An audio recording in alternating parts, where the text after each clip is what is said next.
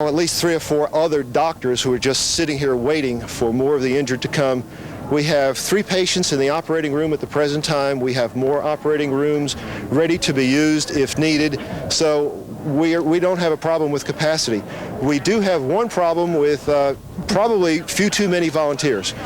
We've had volunteers coming from far out of town, and I cannot tell you how much I appreciate them being here. Right now, I think we have all the doctors and all that the nurses and EMTs that we need. Can you describe the injuries inside? From there, they told you anything about the number of people that may be coming in, or that were trapped out there that are affected in this thing? The question is about the numbers of injured individuals. The most that we've heard from the police department is that there are quite a number who are dead at the scene. There are another large number who are injured, but we have no absolute numbers. We've had 56. I think some of the other hospitals have probably had comparable numbers. So if you add that up, that's easily a couple of hundred injuries. Can you describe the injuries? The initial group of injuries that we saw were people who were on the street and outside, and they were injured by exploding glass, and they had many superficial lacerations of the face, the scalp, the back. There was one lady who had her hand on a doorknob when the explosion took place. The door flew open, and the power of the exploding door fractured the bones in her arm, and she's currently in the operating room. Those are being fixed. So the initial injuries were people who were standers-by or visitors or walkers in the street. And then we started getting some children from the daycare center, and then we got some people from within the building. Those within the building were injured considerably worse than those who were out on the streets. What kind of injuries do those people have? There are 3 people in the operating room right now. One has an injury to the carotid artery, which is the large artery in the neck. The other one has multiple injuries of the face and neck. The third one has injuries to his leg and the artery supplying his leg.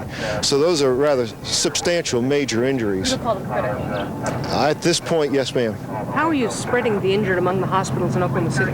Well, I'm not certain of the overall plan. I have asked that some of the more critically injured people be brought here because of the physician supply we have here.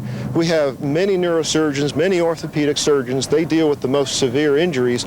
So I've asked that those injuries be brought here. We're well equipped and well supplied with medical staff to take care of them.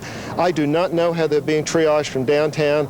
I would think that we could handle any of the injuries, but because of our proximity and because of the enormous number of specialists we have, I think that we should probably be receiving some of the more severely injured individuals. How will families know the degree of injury and if they're relatives? Okay, we have a central area for all families. It is in the gymnasium of our mental health center.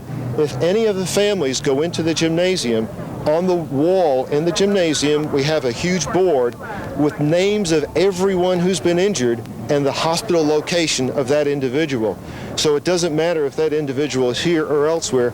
Come here and you can find out where the individual is. And we also have conditions on a large number of these also. So we'd be delighted to be as helpful as we can for anyone who wants to come to our mental health center. Tell me about the children that were injured. You've been listening to a makeshift news conference held out in front of St. Anthony's Hospital. St. Anthony's, as we've told you earlier today, is really just stuffed full of patients right now. One of 8 area hospitals that has been called into service here. And Devin, we were so concerned about the little innocent victims in this explosion. It's been confirmed now. 6 of the dead are children, 2 are adults. So 6 of the dead are children, 2 of them adults from the explosion in downtown Oklahoma City today.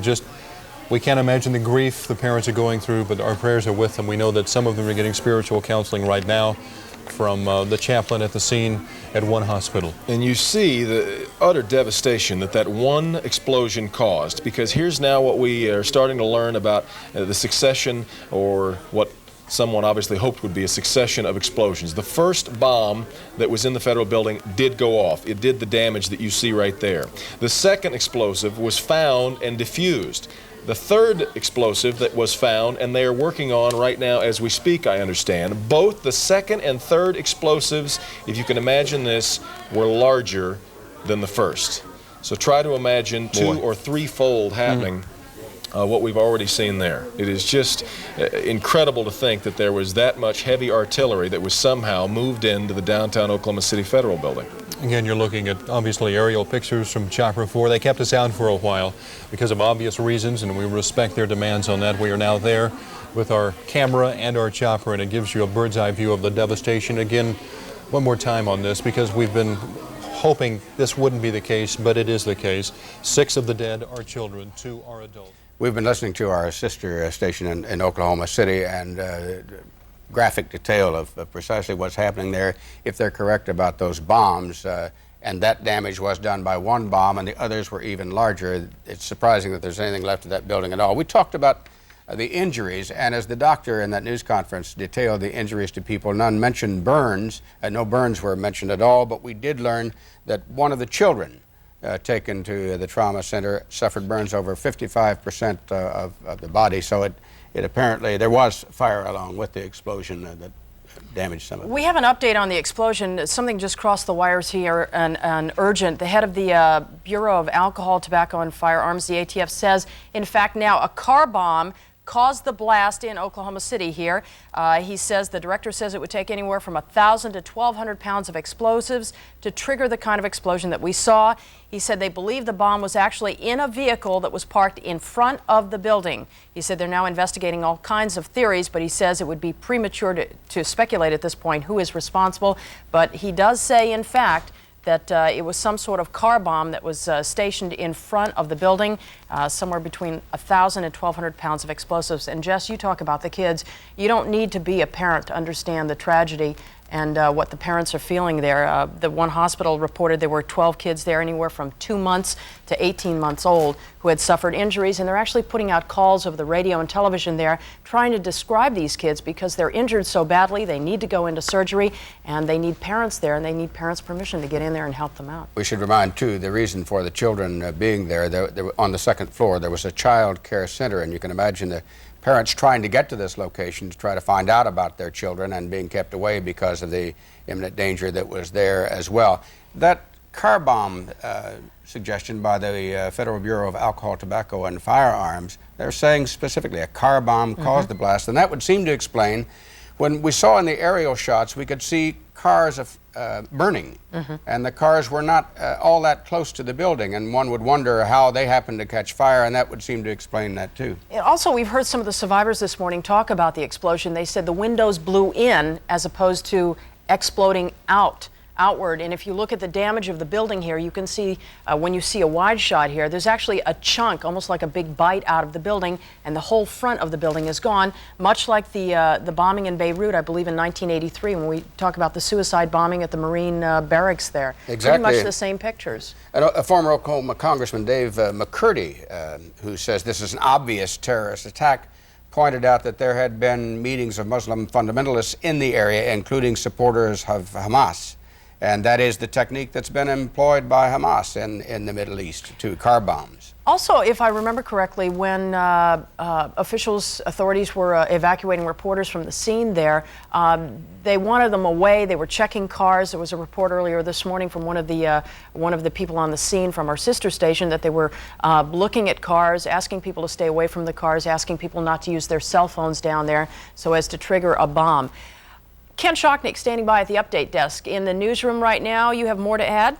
Well, Colleen, everything that you have said certainly is getting a lot of scrutiny right now by ATF agents and other emergency investigators and squads who are going to the scene, because certainly that appears to be what they are facing right now. It does appear to have been a car bomb, at least says the ATF. Something on the order of 1,000 to 1,200 pounds of explosives. And this word also from the Dallas field office of the Bureau of Alcohol, Tobacco, and Firearms, that it was in the rubble of the first blast this morning that a second explosive device, if that's what it was uncovered. Reading now, the bomb unit is currently examining that object there in Oklahoma City. There's no solid determination whether, in fact, it was a bomb device, but that's what ATF and investigators believe it to have been. So that may have been one of the other additional bomb devices that we've been hearing about throughout the morning. So at last check then, and we've all heard this together, the very sad news that there are 8 known fatalities amid all this rubble. 6 of the victims are children. Might they have come from the daycare center that was inside this Murray Federal Building? That has not been determined yet. Their identity is not known in all cases. But 6 of the 8 victims, the fatalities, are children. Scores more injured, the toll well more than 100 at this point, and it is expected to rise as the day goes on. People still trapped inside at this point, and so that's the priority, as well as the priority of trying to make certain that no other devices are going to go and explode. We've heard this morning that there was a new evacuation ordered, a new threat at a nearby biomedical services building, that perhaps a block or 2 away. So at this point, not just the emergency workers who have to deal with injuries and perhaps fatalities, but also the emergency workers who have to deal with bomb detonation. Oklahoma City is a sophisticated area. This is not the Wild West anymore, and yet its bomb disposal units are not as crack as you might expect to find, say, in Los Angeles or New York City, where international sophistication is pretty much the rule. So at this point, other bombs have been found. No other explosions have occurred this morning. The White House has called a crisis meeting. It was called by White House Chief of Staff Leon Panetta. At last check, as far as we know, it still is going on. The federal government is gearing up to treat all of this blasting as a terrorist bombing. As we get more information on that, the outcome of the White House crisis meeting, we're going to bring it to you. So that's what's been going on right now. The key at this moment, the 2-pronged attack.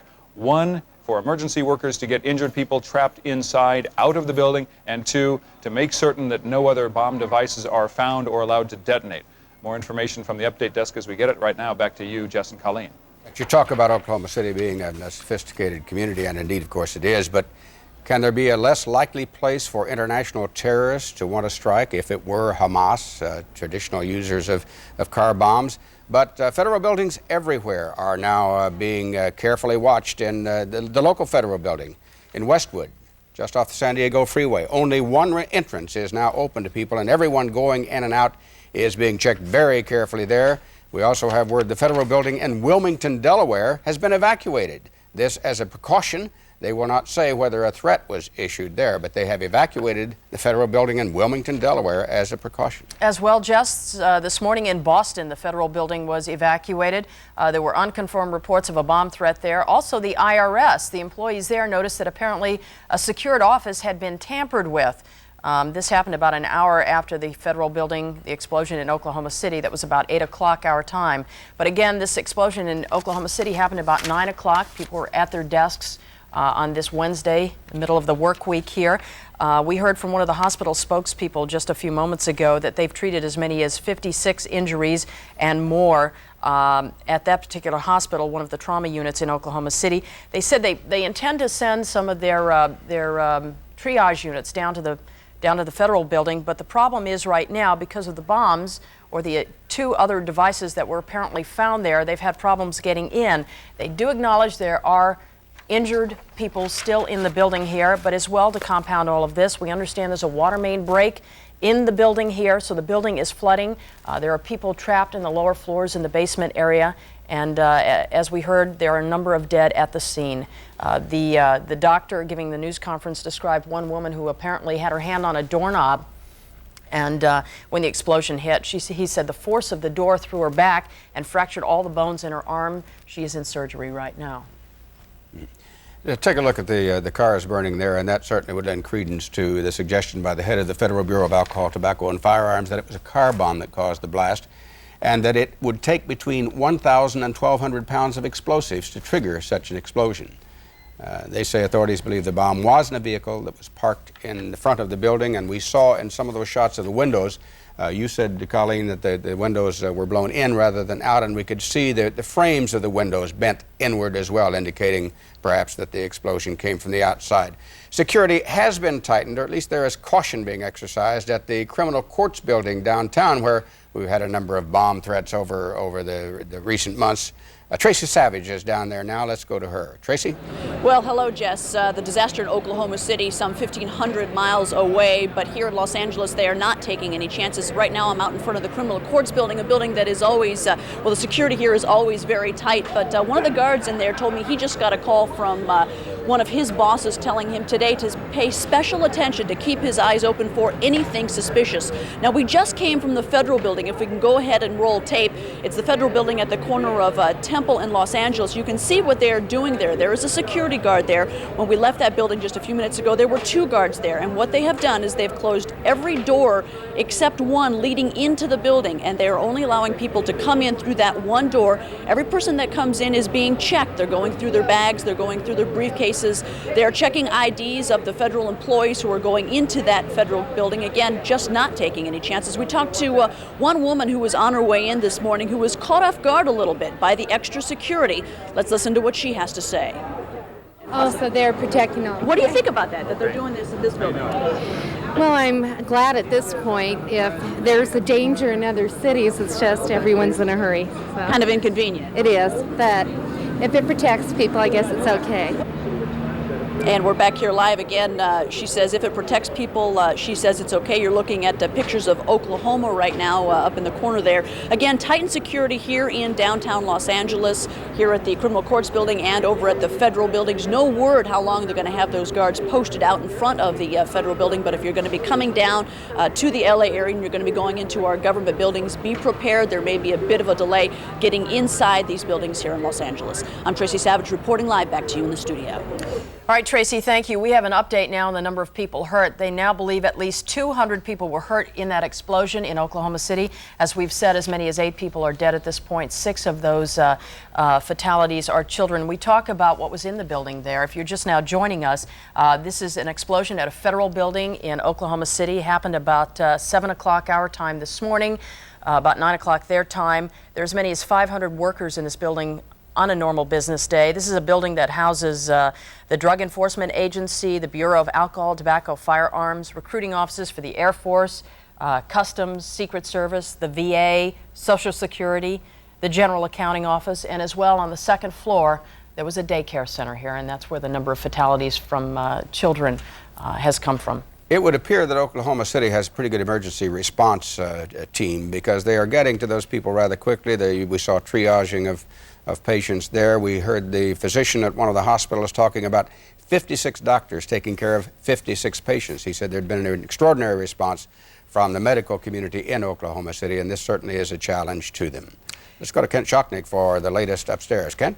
Okay, Jess, thanks very much. We'll keep the pictures on the screen right now so that you can see what's happening. But as we approach the 11 o'clock hour here in Southern California, we do know that, as you have been saying, the toll continues to go up. The federal government now treating this as a terrorist car bombing, responding as such. The explosion in Oklahoma City has resulted in at least so far 8 fatalities, 6 of the victims, unfortunately, children who may or may not have been in the daycare center at the time when this blast ripped through the building, 9 o'clock Oklahoma City time. Scores more injured. The toll now at least 200. That figure we know is climbing. 200 is just the best available last count. The bomb that went off apparently was planted in front of the building. It appears to have been something like a car bomb, so perhaps it was not found inside the building. ATF saying it did indeed explode. It went off on the first floor of the Murray Federal Building. Other devices were found inside. However, none of them detonated. Workers still at this hour, some 3.5 hours after the initial blast, continue to be trapped inside. President Clinton has offered help to the scene. We know that emergency crews from federal, state, local agencies all responding. Governor Frank Keating of Oklahoma has said other governors are responding with whatever offers of assistance they can. Fort Sill in Oklahoma has launched choppers to come in and help with evacuation of the area as the smoke continues to billow up, even from the pictures taken earlier this morning throughout the area. The workers still left in the area, out of their buildings. They've been told to evacuate. The state has said government workers should go home unless they are emergency workers. And this is where it happened. If you're not familiar with the area of Oklahoma City, it is an area that's growing quickly. It's an area that has recovered well from earlier economic woes. And it's an area that is sort of turning into a new South. If Atlanta and Orlando, Florida were the places to go in the early 80s, Oklahoma City and other parts of the great American West have become destinations in the mid-90s. Places to go for employment, good schools, that sorts of things. Right now, we first want to go to the White House to find out the latest from Washington, D.C., and then we'll continue with our thoughts. At the federal agencies that are responding and tell you a little bit about what the president's initial concerns are after hearing about this incident shortly after 10:30 this morning.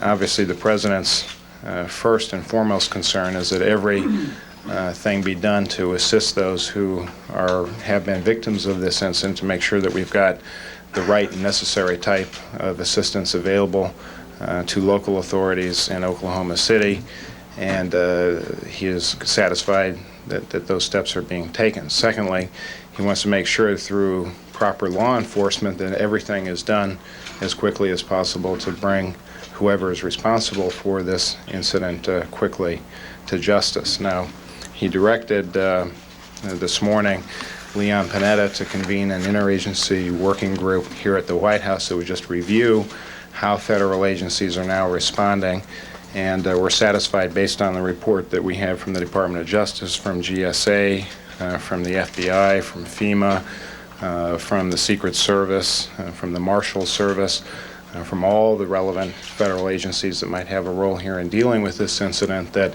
we have a very good federal response in hand. The federal government has activated an emergency response plan that we train for and that we have in place so that we can coordinate an interagency response to incidents like this. The Department of Justice had already responded, had FBI personnel in place, a variety of law enforcement efforts underway. They've established a mobile command center in Oklahoma City with FBI, FEMA, alcohol, tobacco, and firearms, the Marshal Service, and GSA in place to give updated information to folks here in Washington. The President has directed for the emergency response efforts that James Lee Witt, the Director of the Federal Emergency Management Agency, go to Oklahoma City to coordinate the emergency response. So we'll have DOJ coordinating the various law enforcement efforts that will be underway, and FEMA responding to the emergency situation in place. Mr. Panetta has been briefing the President regularly. The President, I expect, like many Americans, has been watching the developments as he sees them on television and getting updates from the Chief of Staff as we go along. I'd ask that you, for inquiries about the various things going on in Oklahoma City related to law enforcement, you stay in close contact with Carl Stern over at Justice, and for the work that FEMA will be coordinating, that Maury Goodman will be a good point of contact. They'll be coordinating some of the interagency public affairs efforts as we go along. What do you know about it so far in terms of the casualties and possibility that it might have been a bomb? Well, we know very little hard information. We've heard a lot of different reports. We're getting good information from the field, but they're at the very early stages of investigating this incident, and it is way too early at this point to draw any conclusions about what has happened in Oklahoma City. Clearly there's been a devastating explosion that's occurred at this federal building, that the cause of it is unknown. Those responsible are unknown at this point, and we'll have to develop that very carefully in the course of the coming hours and days. Casualty number? We don't have a reliable one. That's being worked on. Again, stay in contact with the local authorities on the ground there who will have the best information as they get it available. Yeah. Has security been heightened in federal buildings and here in the White House? Well, we would take at any moment like this. You're seeing now a variety of sporadic reports from federal buildings around the country that are getting alleged threats.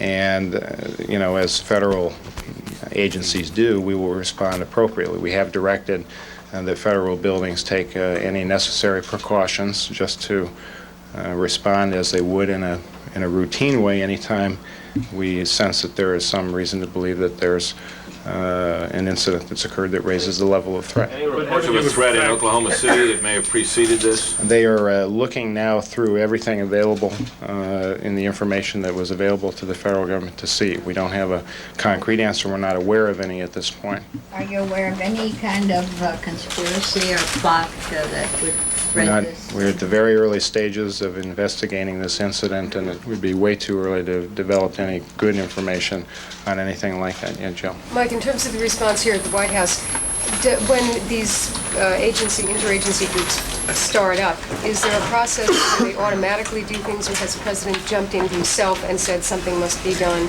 There's a good federal emergency management plan in effect, which includes a White House component that the Chief of Staff is now executing at the direction of the President. Obviously, in this situation, the President wants to make sure that the White House stays right on top of an administration response to make sure that the appropriate things are being done. But we're satisfied in large part because of our experience in dealing with incidents of this nature or related types of incidents. So we've got good planning in effect, and that's all underway at this point. That went automatically into effect, you're saying? There are a lot of things. The federal agencies like the FBI, like Justice, like GSA, did have planning in effect that kicked in automatically, and here at the White House we established a small interagency working group to make sure we monitored all the proper developments from these various agencies. Will this affect the security plan for the White House, the future plan? It's entirely too early to say. That was a review that was still at the Treasury Department, and we'd be jumping to conclusions if we suggested there was anything about today's incident in Oklahoma City that had any bearing on that security review. Would you like to make a statement before the end of the day on this? I suspect the President will. I think later in the day, I think he wants to make sure that people have got the best information available to him, and I suspect later in the day he'll be here, yeah. Security here at the White House, have you done? We've taken precautions that we would normally take following an incident like this, yes. Yeah, Jack. Mike, you talked about persons unknown responsible for this. Can you confirm that this actually was a bomb, and can you say what kind of bomb it was? I would hesitate to do that because there are people on the ground that are looking very carefully at exactly that type of question. I can tell you that law enforcement officials are investigating it as a crime scene, and they are, for that reason, all the relevant law enforcement agencies are in place and responding. Yeah, Ann. Plan you're referring to, was this developed after the World Trade Center or in recent months? Well, there's a variety of that type of planning that has been in place over time. I'm not sure when it came into effect here. Having participated at another federal agency, I know that they routinely update a lot of their planning activities, and I think they do build on past experience. References to procedures normally taken after an incident such as this. I don't recall X-raying of lunches and bags and stuff after the World Trade Center or after any other incident in recent years. Maybe I just didn't notice, but isn't this some new level that we haven't seen before? I think we are taking precautions as you would expect us to take following an incident of this nature and following threats that have been going to some isolated federal facilities around the country. I'm not aware of any threat here directed against the White House.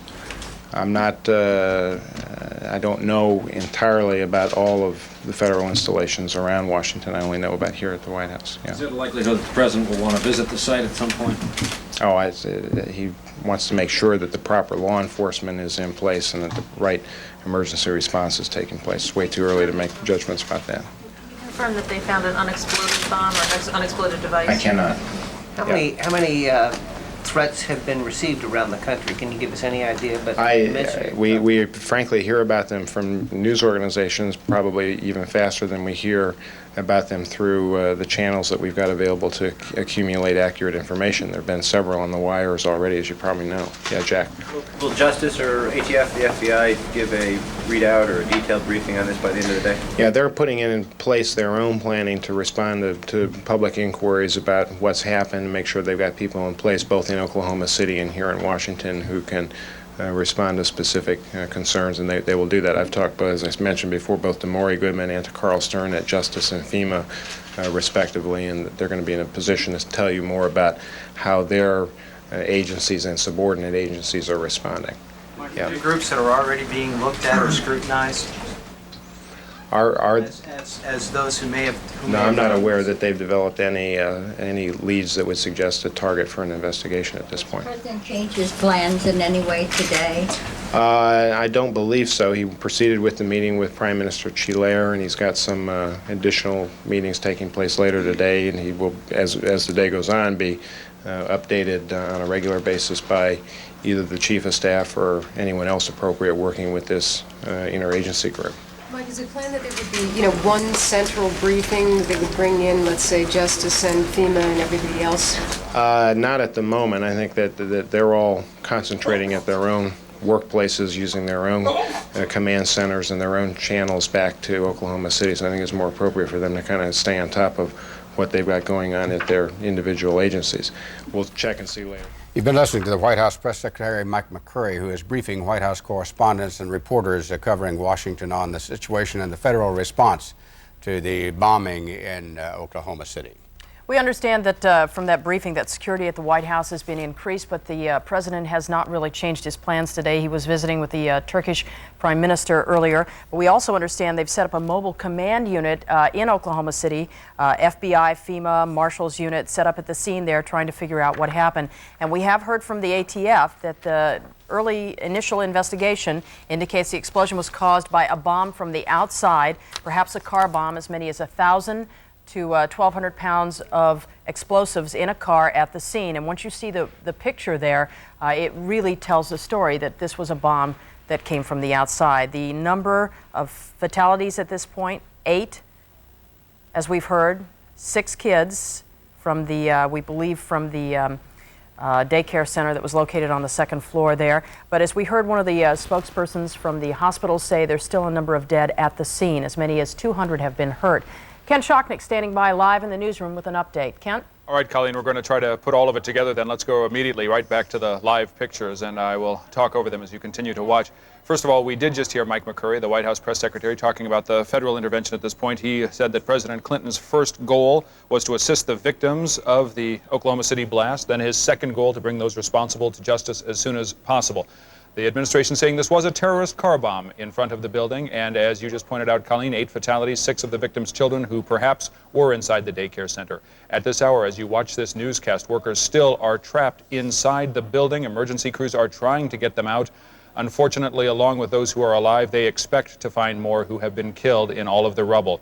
Local security has been heightened. This means not just in Oklahoma City, where there have been other reports of bombs actually being found, but at buildings all around the United States, from Boston to Southern California, where security has been heightened in the wake of this morning's bomb blast in Oklahoma City. So that's the very latest as continuing the investigation goes on. It is way too early for good information about any sort of a plot, the White House said in that news briefing just a couple of minutes ago. The White House is being very cautious about the investigation up to this point, and indeed not giving a lot of details even on the status of the situation right now. So that's something that's going to take the rest of the day to unfold. We will continue to monitor. Jess, Colleen? All right, Ken, and as you can see, there is, the smoke has now cleared pretty much. They are at a point where one would think they'd be able to get in there and try to get some of the people out of there. Clearly, they've been investigating a great deal. They've had bomb-sniffing dogs in there. They've been trying to rescue those who are injured and they can reach easily. But undoubtedly in the debris, particularly in the lower floors, they expect to find even more dead and injured. So they'll be moving into that pretty quickly. We do see some smoke coming, most of that apparently from the parking lot, which again lends credibility to the theory that this was a car bomb. And in a few moments we hope to be talking with a spokesman for the Bureau of Alcohol, Tobacco and Firearms, which not only has an interest in this, but may indeed have been a target of this, since their offices in Oklahoma City are located in that building. We actually, if you look very closely at the picture there, we can see rescue crews crawling through the rubble there, trying to find more victims. As Jess pointed out, the problem right now, as we understand it, is there's a water main break somewhere in the building, and some of the lower floors appear to be flooding. So in addition to having injured, perhaps injured people there, they run the risk of drowning from the water main break if the water builds up there. We understand as well there's still a number of dead at the scene.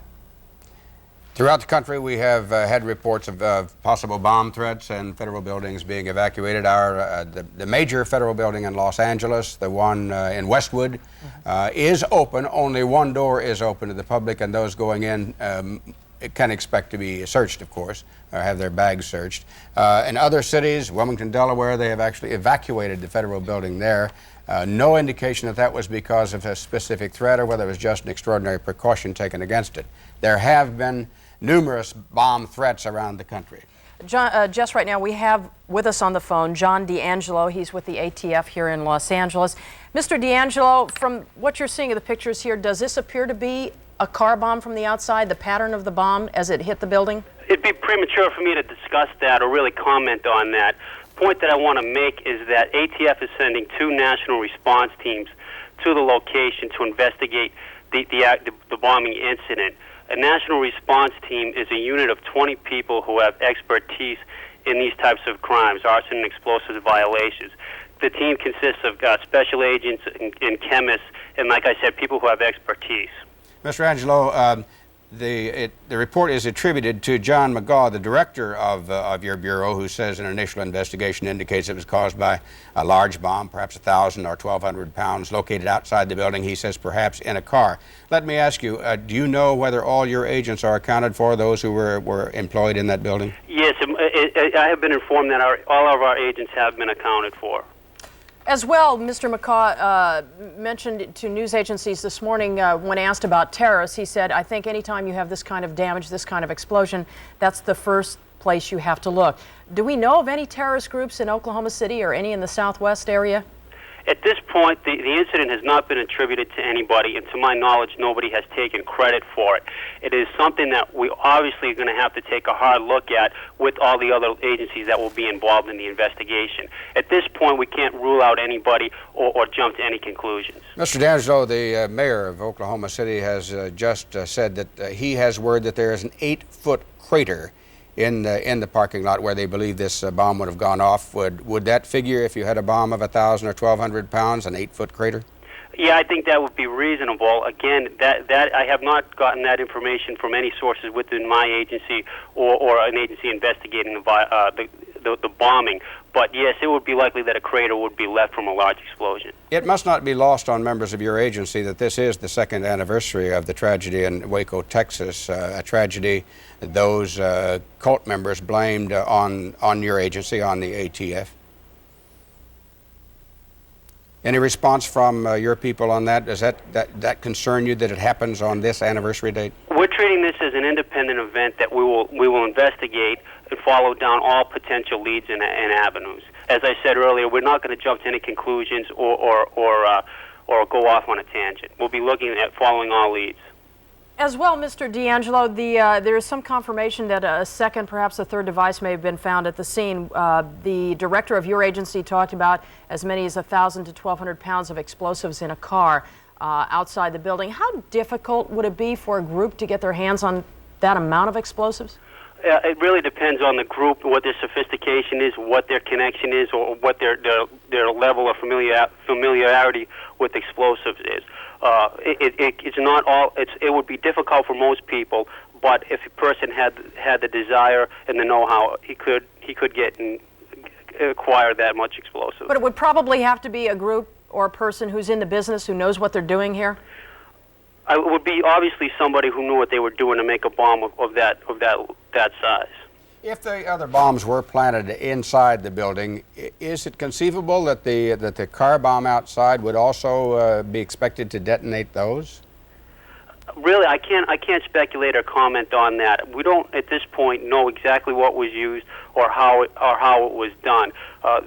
We could really shoot around a bunch of hypotheticals, but it would be not practical until we have a better idea of what happened and what has been recovered. When would you expect to have that information, Mr. D'Angelo? The teams are going to be on scene, may even be on scene right now. I'm not sure if they are or not. And we'll be working on it, trying to come up with answers as quickly as we can. And clearly this will be a coordinated investigation? Yes, FBI, ATF, in the state and local agencies there in Oklahoma. Earlier we heard reports there were some threats against the FBI, but as we look at our rundown here, the FBI is not even housed in that particular building. Have there been threats against the ATF or any other agencies in the building that you're aware of? Not to my knowledge. Is it uncommon for bomb threats and other threats to be made against federal agencies such as yours? Do you receive them often? We do not receive them often, and it's something that we consider to be very serious. We follow up, we do investigation on them. Are you surprised that we've had a number of reports of bomb threats throughout the country, triggered, we assume, by this bombing? No, I think if you look historically, that's something that's not that uncommon. When a large incident happens, you have copycats, or in fact, maybe people that weren't responsible for the bombing making other threats. As we look at the pictures here, a lot of us have brought up the comparison of the bombing in Beirut in 1983 of the Marine barracks there. As you look at the pictures, does anything strike you, any similarity to any other explosions you've seen? This explosion is obviously of immense magnitude, and looking at the pictures, the whole front of the building is blown up. To me, it ranks with any other explosion. large explosion. Are you as surprised as most of us are that if this were a terrorist attack, and particularly if it was from forces outside this nation, that Oklahoma City would be the target? It's surprising that it happens, period. I mean, nobody's expecting this or really was prepared for it. What about normal security in a building like this? Your agency is located there. We also know the DEA is located there, and we haven't really explored that area, but the Drug Enforcement Agency, of course, dealing with cartels in the drug area. What sort of security would you expect going into a building like this? Well, it's typical of the security at federal buildings. That's handled by the Federal Protective Service and the Federal Police. That is probably the agency that you should contact for information about the security around the federal building. What is your agency's responsibility in dealing with issues like this? It isn't principally investigatory. I would assume that the ATF has as its goal keeping explosives and devices like this out of the hands of those who would cause problems like this. We do have a jurisdiction over explosives violations, bombing violations, and whatnot. It's crimes that we actively investigate. We have a unit here in LA that's specifically dedicated to arson and explosives investigations. Whenever we develop information that somebody is amassing explosives illegally or somebody intends to do something with the explosives illegally, we obviously take action. But you do try to keep the explosives out of the hands of people like this, don't you? Isn't that part of your responsibility? And you have to, along with that, is that whenever the explosives are getting in the hands of somebody like this, it's probably done in an illegal fashion. They're sold illegally or manufactured illegally. We talk about perhaps terrorist groups being involved here, and again, officials have said with a bombing of this magnitude, that's really the first place you have to look. When we talk about the federal agencies being involved, who really keeps tabs on the terrorist groups in this country? Is it the FBI? Is it the ATF? Is it the Secret Service? Whose job is that? The FBI has primary jurisdiction over terrorist violations, terrorist crimes. And once again, we're talking with John D'Angelo, who's a spokesman for the Bureau of Alcohol, Tobacco, and Firearms, and that is the agency that was housed in that, the Oklahoma City agency that was housed in that building. Mr. D'Angelo, how great, this is far too speculative, but if this can happen in Oklahoma City, it can happen anywhere. Is terrorism the crime that is most difficult to defend against? That's like, as you said, a very speculative question, and I'm not really prepared to discuss the issue comprehensively. As I said, FBI has primary jurisdiction over terrorist activities. Mr. D'Angelo, you talked about 2 national response teams heading to Oklahoma City. Any ATF agents from the Los Angeles area? Yes, the team leader from the we in Los Angeles contribute to the Western Region Response Team. The team leader is from Los Angeles, as well as another person who is on the team as a special agent here in LA. Who takes the lead in the investigation here? Is it the FBI or is it the ATF? This is something that will be worked jointly and will be worked, as I said, together with the agencies. If this were a retaliatory bombing, a hate crime, a bombing based on political activity, would you not expect some group to claim credit for it? Indeed, like the bomb threat, you'll probably have many groups claiming credit for it? At this point, we'll be following all leads. If somebody does take credit for it, it's an avenue that will be pursued by the agencies working the investigation. And again, you said you have spoken with some of the agents in your office in Oklahoma City, and they're all accounted for at this point? I have not spoken to any agents, but the information I'm getting from within the agency is that everybody is accounted for. Okay, John D'Angelo, thank you very much. ATF spokesperson here from Los Angeles, as he reported there are 2 national response teams on their way to the explosion in Oklahoma City, some of them again from the Los Angeles area. Right now, I believe our Wendy Takuda is standing by live at the update desk with the latest there. Wendy? Right, Colleen. If you're just tuning in right now, you're looking at the screen here. You can see the smoke coming from the Alfred Murrah building in Oklahoma City, the federal building there, after a huge explosion just after 9 a.m. their time this morning. A massive rescue effort underway. And right now, this is the information that we are getting over the wires. The head of the Bureau of Alcohol, Tobacco, and Firearms has said that they are investigating the possibility that this was a terrorist car bomb. And we know right now at this point, or we believe that there are workers trapped inside the building as the rescue effort proceeds underway. 60 rescue teams have been dispatched from around the area. 66 people from Tinker Air Force Base we know have been sent to the scene. And we understand that teams from Sacramento and Phoenix are on alert right now, rescue teams. We do not have word whether they have been dispatched. The word at this point still remains at 8 fatalities. 6 of those victims are children, as we have been discussing. There was a daycare center in the building, and we believe that that is where those children were killed. 200 people at this point have been injured and sent to hospitals around the area, and we are beginning to get reports as people in those hospitals describe what they saw inside the building, watching the debris explode around them, and many of them saying that they would not have survived had they not gotten underneath their desks inside of the building. Across the country at this point, federal buildings, including the federal building in Los Angeles, are in a state of heightened awareness. They are restricting access to those buildings. They are not doing building-wide searches unless those are called for. Once again, you see the pictures here of the building in Oklahoma City after that explosion. Experts here in Los Angeles are now saying it is going to take weeks to determine what type of explosive was involved there. But again, the quote from the head of the Bureau of Alcohol, Tobacco, and Firearms is that anytime you have this kind of damage, you have this kind of explosion, you have to look at the possibility of terrorists.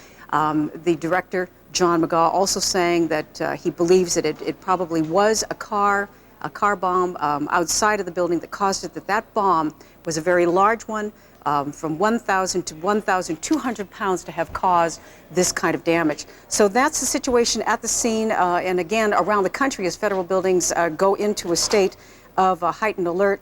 Back to you, Colleen and Jess, for now. Thank you, Wendy. One of the most descriptive responses came from Carol Lawton, who's a secretary in the Department of Housing and Urban Development. Said she was sitting at her desk on the 7th floor when this explosion hit. All of a sudden, she said, the windows blew in. She said it got real dark. The ceiling just began coming down. She said she then heard the roar of the whole building crumbling. She managed to crawl down some stairs and wasn't injured, as a matter of fact. Another worker who actually wouldn't give his name, he was just lucky to be alive and was very thankful for. He said, I came out from under my desk because, as we heard, most of the people, when they heard the explosion, they weren't sure whether it was an earthquake or a sonic boom, or in that area is Tornado Alley, so it could have been any of the three. They were not prepared for what they saw. He said, I came out from under my desk. There wasn't any building left around me. The whole office area was gone. And as we said, more than 2 hours now after the explosion, there are still people trapped inside the building there.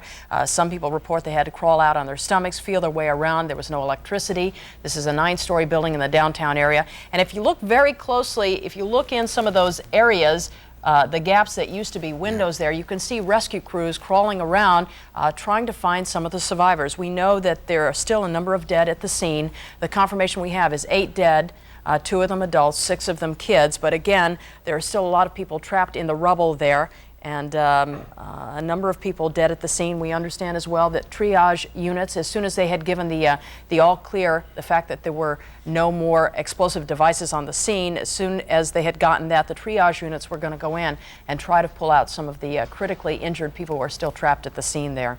It was interesting to note from the aerial shots we saw a few moments ago, you would see a very darkened area in the parking lot where one could presume, I guess, that the car was located. And then the destruction in the building was sort of a semicircle, as though a bite had been taken out of the entire side of the building. The mayor of Oklahoma City, Mayor Ron Norick, has reported there was an 8-foot crater in the parking lot, presumed to be beneath the car that exploded with the 1,000 to 1,200 pounds of explosives within it. Something we're not taking into account, but if you've lived in the Midwest at all, and if you've lived in an area that has tornadoes, you know there are usually basements or underground parking here. So we're not really sure. When the ATF director talked about perhaps a car bomb, it may have been outside the building, it may have been underneath the building. It's hard to tell at this particular point. We talked about Mayor Ron Norick. Let's take a listen to what he had to say just a few moments ago. Inside, it's got about an 8-foot crater, and you can see where the car was. And so it was not, first thought it was in the parking garage, but apparently it was a car bomb on the street. And how large of a crater did it blow? About 8 foot deep in the street. And it melted a couple of cars together, so they'll let you all in there eventually and you can take a look at it. Again, that was the mayor of Oklahoma City. And, you know, we talk about the number of injured as many as 200 at last count, but that was some half hour ago, so no doubt it's higher. One of the more poignant stories or things we heard about this morning was from some of the reporters at our sister station in Oklahoma City. The fact that they were announcing over the radio or over the television, the airwaves there, they were describing little kids who were in the daycare center, kids who were anywhere from 2 months old to 18 months old. Their parents had no idea where they were. They were in a hospital, they were in need of surgery, and in order to get parents' approval for that sort of thing, the kids didn't know their names. The best they could do was simply issue a description over the television, give the area where the child was located, and ask the parents to show up there so as to help out. And you know, a lot of kids in that situation. This one particular hospital had as many as 12 from the ages of 2 months to 18 months old. The 18-month-old, if I remember correctly, was critically burned. 55% of the body. 55% of his body. The description of one child, all they could offer to those in Oklahoma City while they were trying to locate the parents was she's a 2.5-year-old child. She has red hair and blue eyes, and that was the best description. She was one who needed surgery, and they did need the parents there. You don't need to be a parent to understand that situation there, to feel the empathy for what the parents are going through. Again, we are looking at live video. This is unedited video of the scene here.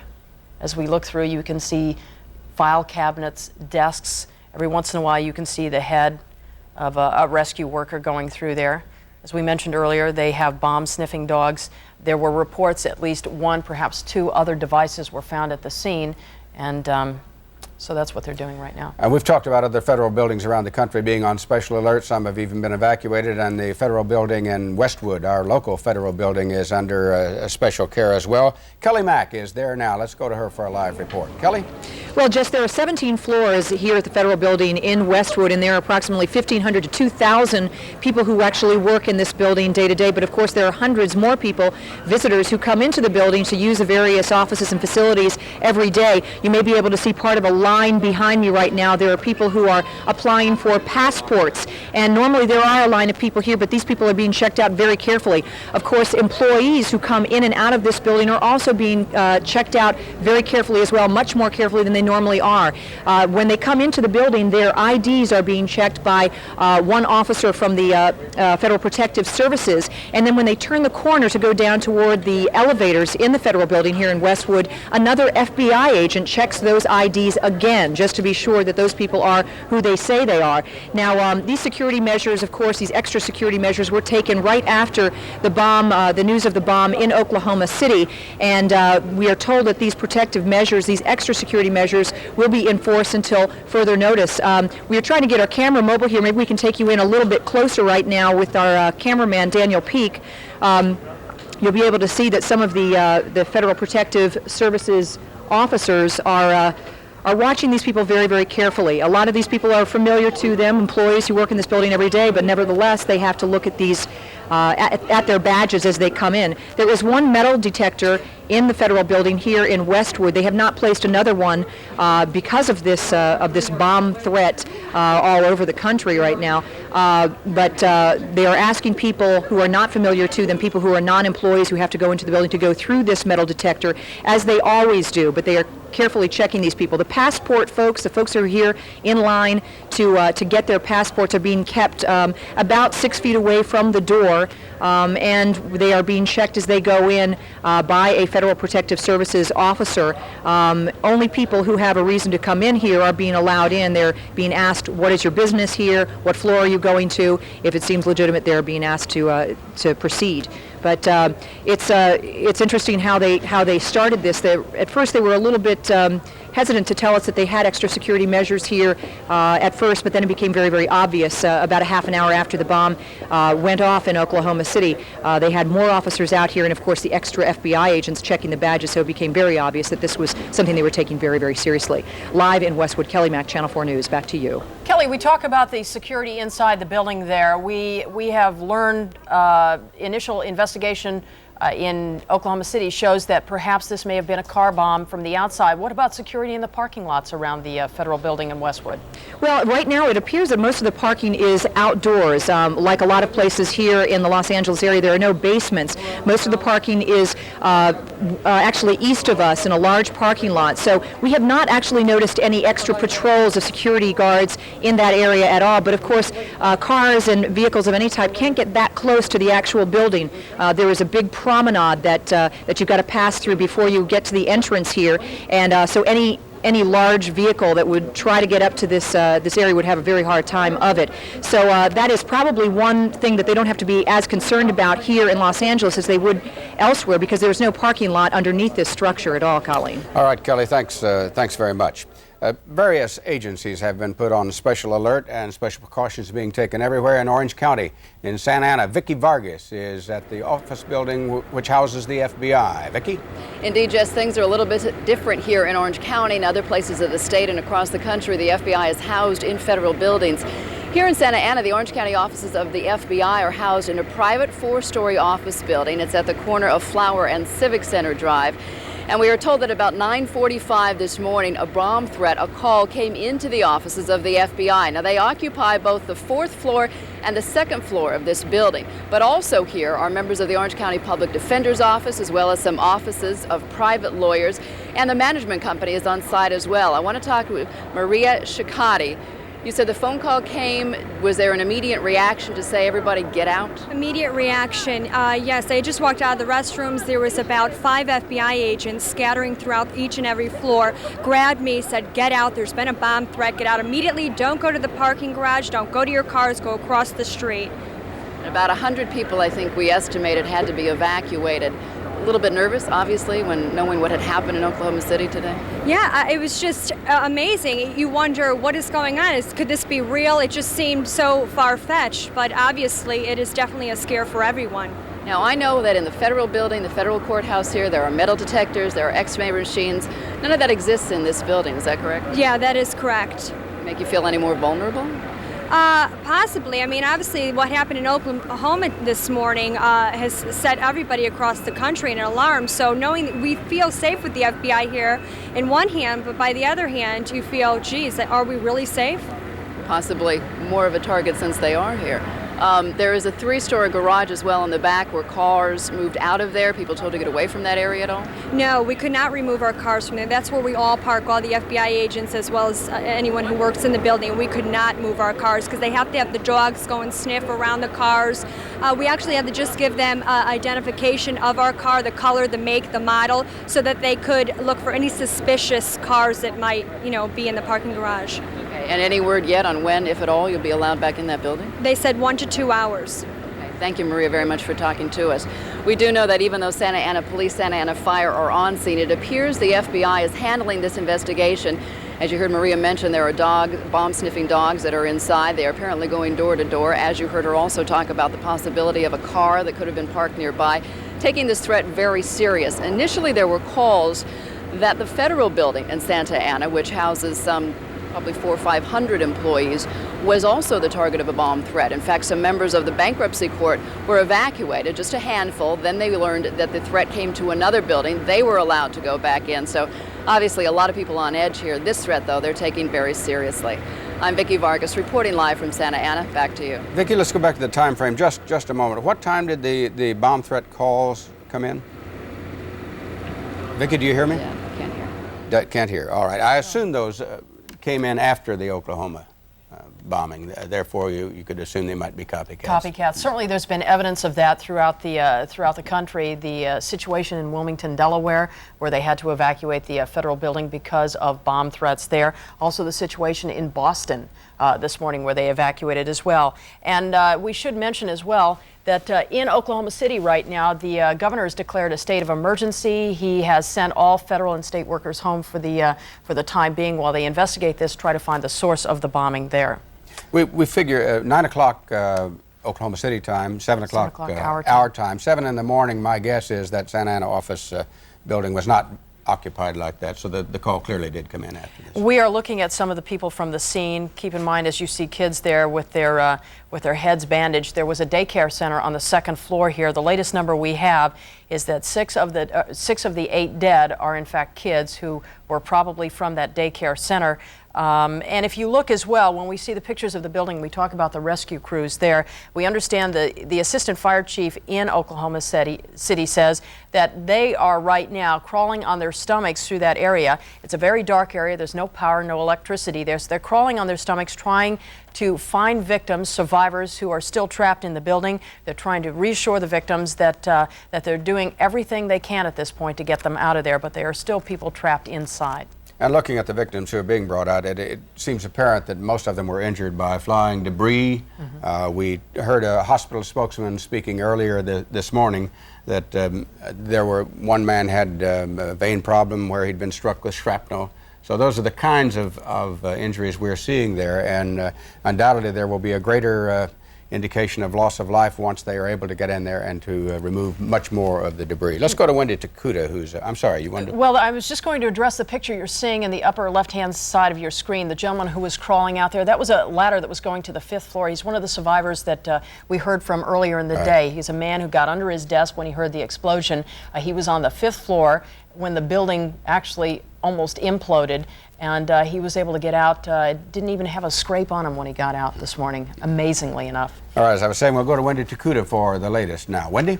Hi, Jess. If you're just tuning in, let's review some of the facts and update the situation for you. Once again, a large-scale terrorism investigation is underway after that huge explosion at the federal building in Oklahoma City this morning, and you're seeing the remains of that building on the pictures here.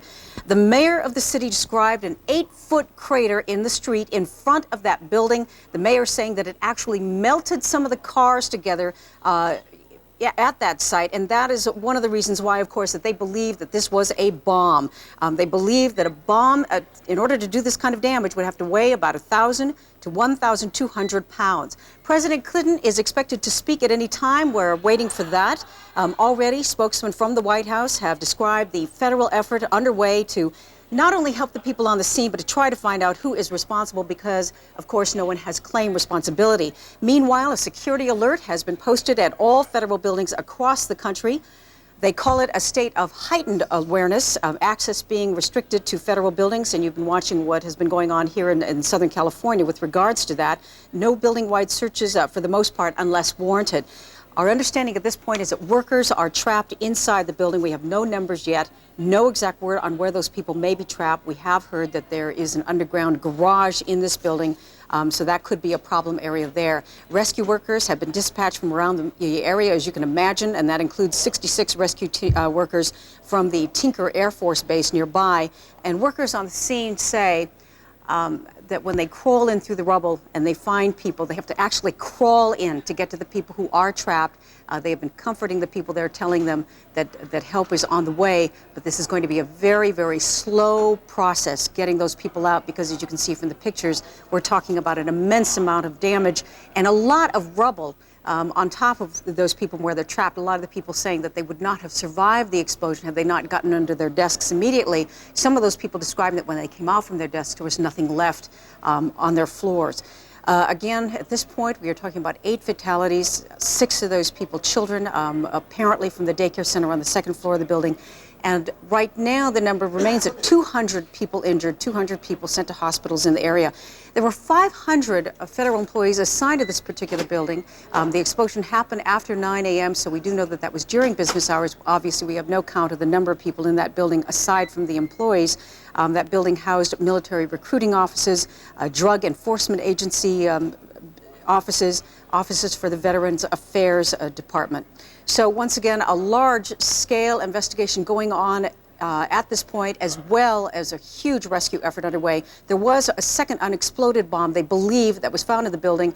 We have not gotten word that that was absolutely, that has been detonated yet, or they've been able to get that out. But we do know that they found what they believe to have been a second unexploded bomb in this building. So that's the situation now with the latest, and we'll keep you up on it. Jess, Colleen? All right, Wendy, thank you. We talk about the ATF sending in a couple of national response teams as well. We heard from the White House today. The FBI, FEMA, and the Marshals Unit have set up a mobile command unit. We don't know that there's been a call for mutual aid from surrounding states. We do know, however, a lot of agencies are on standby right now, waiting for that call. One of those agencies on standby, the fire station in Sherman Oaks. That is where Doug Kriegel is standing by live. Doug? Well, Colleen, actually 2 units, one from Sacramento and one from Phoenix, have already been dispatched to Oklahoma City. These are people who are search and rescue teams specially prepared for this kind of situation in Oklahoma City. So actually we now know 2 teams, one from Sacramento, one from Phoenix, have been dispatched to Oklahoma City. And here in Los Angeles, fire units, specially trained people for this kind of situation, have also just been put on alert. With me is Captain Ron Lydecker, who heads up this special unit. Captain, what does this mean in terms of alert?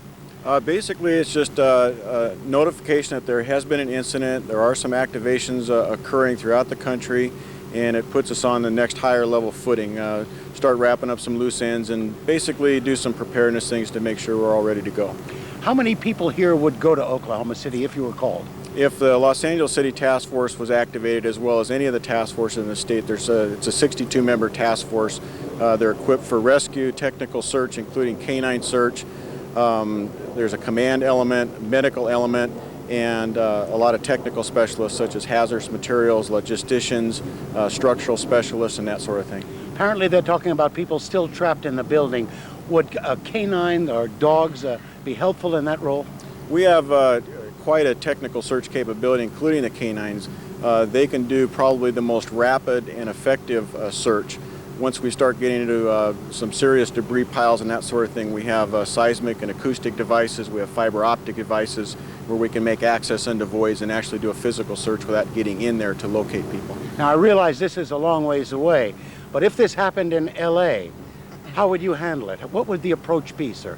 The Los Angeles City Fire Department has 3 full-time urban search and rescue units on duty every day, staffed by 10 people each. They would be, of course, the first responders. We have, of course, our regular fire companies that have some basic urban search and rescue type equipment. And, of course, we have the task force, which is a full complement of equipment and personnel designed to operate for 72 hours without any other support. And they would follow on with that for any major incidents. Thank you very much, Captain Ron Lydecker. Again, units in Los Angeles have been put on alert, and already fire teams, search and rescue teams from Sacramento and Phoenix are being sent to Oklahoma City to help out in this disaster. Reporting live, Doug Kriegel, Channel 4 News. Back to the studio. All right, Doug, thank you. And we're going to go to Oklahoma City via telephone to talk with the spokesperson for St. Anthony's Hospital, Elizabeth Laurent. Ms. Laurent, what's your situation there? We have currently admitted 56 patients to the hospital, and we have 1 confirmed fatality, which was a child. And we have medical personnel both from the hospital and from other hospitals around the metropolitan area here staffing our emergency department. What's the nature of the, I'm sorry, Colleen, what are the nature of the injuries for those 56 you have? They are wide-ranging. Some are lacerations and bumps and bruises that can be treated and the patients can go on. Others have been admitted. There have been some surgeries. Some are in intensive care. Really a full range of injuries. We had heard earlier that at Children's Hospital there were as many as 12 kids admitted there. How many children do you have? You mentioned one of your fatalities being a child. Yes, we have 1 fatality, which was a child, and I think we have had some other children admitted, but I can't confirm a number at this point. Are you the hospital that talked about the little 2.5-year-old girl? You had put out a bulletin for the little girl, her parents to show up so they could approve surgery? If that was done, it was done from the emergency department and was not something that went through this office. Have you told us how many of the 56 are children? No. At this point, I can't confirm how many are children that have been admitted here to the hospital. Several? Probably several, yeah. Earlier we had heard that triage units were still heading over to the scene there, that people were still trapped in the building. Can you confirm or shed any light on that for us? As I understand it, there are still people trapped in the building, and they are trying to find them and evacuate them, and we are expecting another wave of patients here shortly. Earlier we heard a spokesman from your hospital, a physician, talking about plenty of resources for taking care of those who've been brought in. Is that still the case? Yes. This is a large hospital, we have a large staff, and then with all the other medical personnel from around the metropolitan area who've come over to help out, we have plenty of staffing and plenty of supplies at this point. As well as the number of survivors at the scene, we heard a spokesperson from a hospital, I'm not sure whether it was yours or not, talk about the number of fatalities still in the rubble there. Do you know anything about that? No, I sure don't. All right, Ms. Wren, thank you very much for your information. Thank We're you. going to go to Greg Weissman now, who is out in Riverside with an urban search and rescue team. Greg? Yeah, Jess, this is Station 11 here in Riverside. This is home to the Riverside Urban Search and Rescue Team. While they have not been put on alert yet, as Doug Kriegel reported, 2 teams have been sent to Oklahoma City, one in Phoenix and the other in Sacramento. Now, this is some of the equipment that Station 11 has that if indeed they did go to Oklahoma City to help out with this rescue effort, they would have all of this equipment available to them. Now, with me here is Captain Mike Parrish. He is in charge of the Riverside Urban Search and Rescue Team. First of all, a question, what are some of the folks going back there, the rescue personnel, what are they going through right now to try to find some of these victims? Well, the main thing they're probably doing right now, they're in transit going back to Oklahoma, and they're starting to think about the type of search that they might be doing, and search and rescue is probably the biggest thing on their mind, and that is the type of search. If it's either going to be a physical search where the rescue people are in there actually digging through the rubble pile, or if they're going to use their technical search or canine search.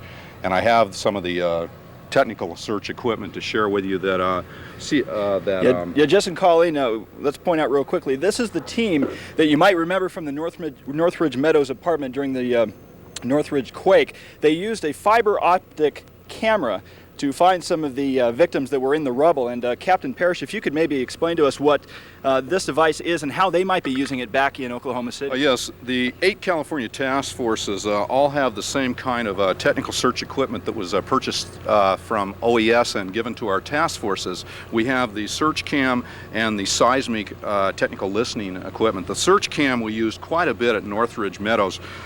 It allows us to extend this camera down into a void where we have somebody trapped or suspected to be trapped, and the operator can control the camera from the handle. He can control the light. And then here he can see what he's looking at. Yes, right here on the operator's chest you wear a monitor.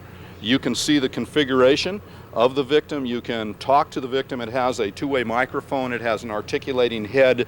The camera can be moved 180 degrees. I can control the sound and the light, and it helps medically also. The doctors can see the configuration of your victims and make better decisions on how to treat and remove them. So this is a vital tool that they would probably use given all the wreckage back there of this building. From the things we're seeing on television so far, you have 9 stories that are in different stages of collapse. There's going to be a lot of voids, and there are people missing, and a camera like this can go down into the small holes. You bore a hole, extend your camera down, and it saves putting people down there, and it really makes it a much quicker, more efficient operation. And Captain, while you're not on alert right now, is there anything in particular that your team is doing to prepare if they did go to Oklahoma? Well, one of the things that we are doing right now is making sure I've contacted all of our participating agencies, and I've had a flood of calls this morning, as you can well imagine, and everybody is on kind of an unofficial alert that if we were to get the call, we'll certainly be ready and have about 43,000 pounds of equipment and our people ready to go. The most important thing, you're ready to go. Yes, sir. So Jess and Colleen here in Riverside, while they are not on alert, they are prepared